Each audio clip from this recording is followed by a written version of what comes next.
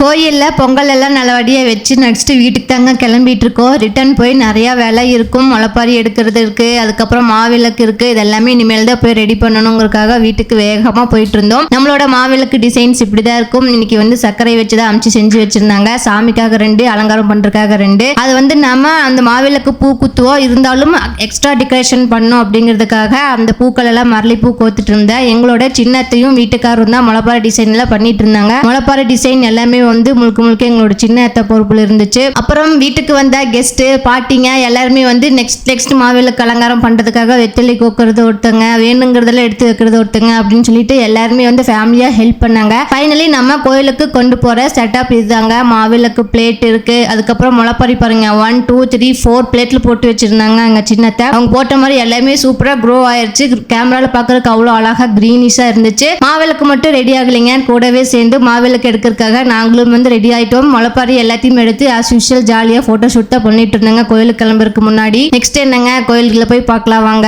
கோயிலுக்கு போன உடனே போதுங்க மங்கள இசை நம்மளுக்கே சாமி வந்துருமாட்டு இருக்கு. அந்த அளவுக்கு சூப்பரா மத்தாலும் அடிச்சிட்டு இருந்தாங்க. அப்படியே ஒவ்வொருத்தரா வந்து அவங்களோட மாவிளக்கு எல்லாத்தையுமே எடுத்துட்டு வர ஸ்டார்ட் பண்ணிட்டாங்கன்னு தான் சொல்லணும். ஃபர்ஸ்ட் மாவிளக்கா சாமிக்கு எங்களோட மாவிளக்கே போயிடுச்சுங்க. ரொம்ப நேரம் ஆச்சு. எல்லாருமே ஒவ்வொருத்தரா கொண்டு வந்துட்டு இருந்தாங்க. எப்பவுமே மாவிளக்கு அப்படின்னா ஊர்வலமா நடந்து வந்து அதுக்கப்புறமேல தான் கோயில் வைப்போம். ஆனா இப்ப அடிக்கிற வெயிலுக்கு எல்லாத்துனாலும் வெறுங்கால நடந்து வர முடியாதுங்கிறதுக்காக டைரக்டா கோயிலுக்கே வர சொல்லிட்டாங்க. நாங்க வயர்லியா வந்ததுனால எங்க பாப்பாவுக்கு தூக்கமே வந்துருச்சு. அவ்வளோ மத்தால சவுண்டு அப்படி வேக்குது. அதோ ஸ்வெட்டிங்லயுமே எங்க பாப்பா எவ்வளவு டீப் ஸ்லீப் போயிட்டு இருக்கான்னு பாருங்க. இவளை வச்சுட்டு எப்படிதான் மாவிளக்கு எடுக்க போறணும் அப்படின்ட்டு பயந்துட்டே உட்காந்துட்டு இருந்தேன். நானும் அம்ச்சி மட்டும்தான் இருக்கோம். முளைப்பாரி எடுக்கிறதுக்கு ஒரு ஆள் வேணும், கண்டிப்பா மாவிளக்கு எடுக்கிறதுக்கு ஒரு ஆள் வேணும். சாமி மேலதான் பாரத்தை போட்டு உட்காந்துட்டு இருந்தேன். கடவுளா பார்த்து எங்களோட கொழுந்தனார் அனுப்பிச்சு விட்டாங்க. அதுக்கப்புறம் சித்தி வந்துட்டாங்க அப்படின்னு சொல்லிட்டு பாப்பாங்களாம் சேஃபா சித்திக்கிட்ட போய் லேண்ட் ஆயிட்டாங்க. கொஞ்சம் பயந்துட்டாங்க, ஓவர் க்ரௌடா இருக்கு, மத்தால சவுண்டு ஹெவியா இருக்கு, எல்லாருமே புதுசா இருக்காங்க அப்படிங்கிறதுக்காக பாப்பாங்களை ஒரு சைடு ஓரமா சேஃப்டி பண்ணி விட்டுட்டு அப்புறம் என்னங்க மாவிளக்கு நாம எடுத்துட்டு கோயில்ல வந்து சுத்தி வர ஆரம்பிக்க வேண்டியதாங்க.